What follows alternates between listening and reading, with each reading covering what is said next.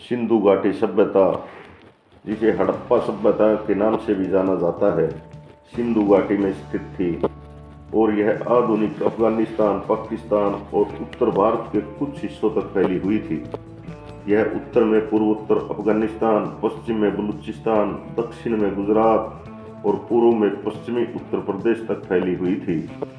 यह सभ्यता सिंधु और अन्य नदियों जैसे घग्गर, सतलुज, झेलम, चेनाब, रावी के बाढ़ के मैदानों में बसी हुई थी। इस सभ्यता के सबसे बड़े शहर जैसे मोहनजोदारो और हड़प्पा वर्तमान पाकिस्तान में थे।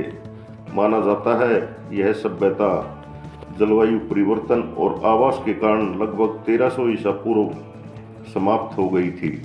इस सभ्यता का पतन संभवतः एक समान नहीं था। मोहनजोदारो शहर दूसरी सहस्त्राब्दी ईसा पूर्व के मध्य तक खत्म हो गया था। सभ्यता के सबसे दक्षिणी हिस्से लगभग 1000 ईसा पूर्व तक थे, जिस समय भारत में लौह युग की सभ्यता विकसित हुई थी। इस सभ्यता के पतन के पीछे विद्वान एकमत नहीं है। इस समय इसके विनाश के कारण अनेक थे, जैसे आक्रमण, जलवायु परिवर्तन, महामारी, आर्थिक कारण परिवर्तन, बाढ़, असंतुलन आदि।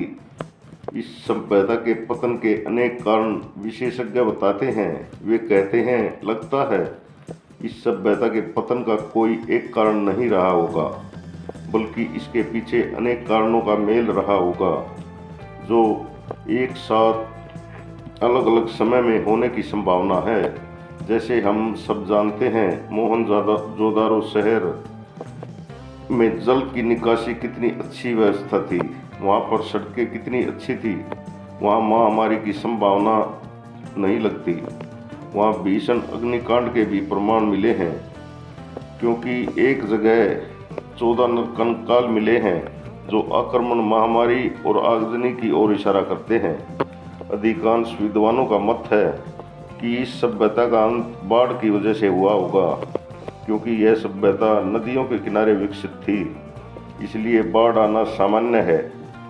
लेकिन कुछ विद्वान मानते हैं कि इतनी बड़ी सभ्यता एक साथ बाढ़ से कैसे खत्म हो सकती है, इसलिए विद्वान अलग अलग तर्क देते हैं, जैसे आग, महामारी, आक्रमण आदि। हड़प्पा के पतन के बारे में मॉर्टिमर व्हीलर ने आर्य आक्रमण को उचित बताया है, परंतु आरंभ से ही इस विचार का खंडन किया जाता रहा है। विद्वान व्हीलर पुरातात्विक और साहित्यिक प्रमाण प्रस्तुत करते हैं। उन्होंने मोहनजोदारो में 26 ऐसे नरकंकालों का प्रमाण प्रस्तुत किया, जिसके सिर पर नुकीले 70 से घाव चिन्ह थे। हड़प्पा कब्र का प्रमाण प्रस्तुत करते हैं तथा उसे आक्रमणकारी कैलाश बताते हैं।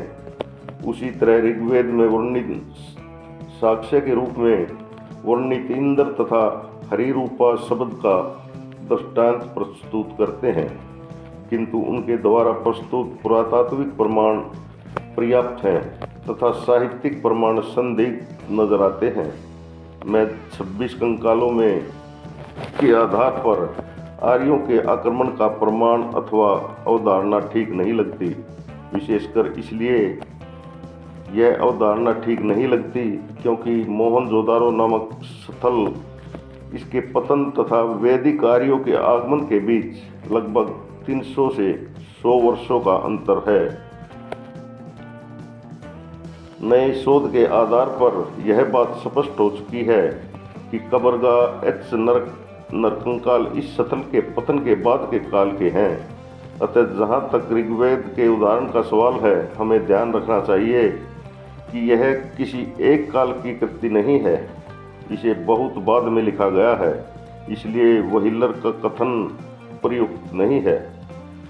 रेडियो कार्बन विधि के आधार पर सिंधु सभ्यता का कालक्रम 2500 से 1750 ईस्वी पूर्व माना जाता है। यह अवधि सिंधु घाटी सभ्यता की चरम अवधि मानी जाती है। इसके बाद यह सभ्यता पतनोन्मुख होने लगी थी। सिंधु घाटी सभ्यता एक नगरीय सभ्यता थी और की समृद्धि का एक प्रमुख कारण था व्यापार, लेकिन जब सिंधु घाटी सभ्यता का पतन शुरू हुआ तो मेसोपोटामिया और समकालीन सभ्यताओं का भी पतन होना शुरू हो गया। इसका कारण व्यापार में होने वाली कमी को बताया जाता है। विद्वान समझते हैं कि आहिस्ता आहिस्ता जलवायु परिवर्तन होने के कारण 3000 ईसा पूर्व उपजाऊ भूमि बंजर होने लगी तथा रेगिस्तान में तब्दील हो गई। नदियां सूख गई। पहले यहाँ जनसंख्या का दबाव कम था, लेकिन आर्थिक समृद्धि को देखते हुए यहाँ जनसंख्या बढ़ने लगी और साथ साथ ऐसे व्यापार और कृषि कम होने लगी।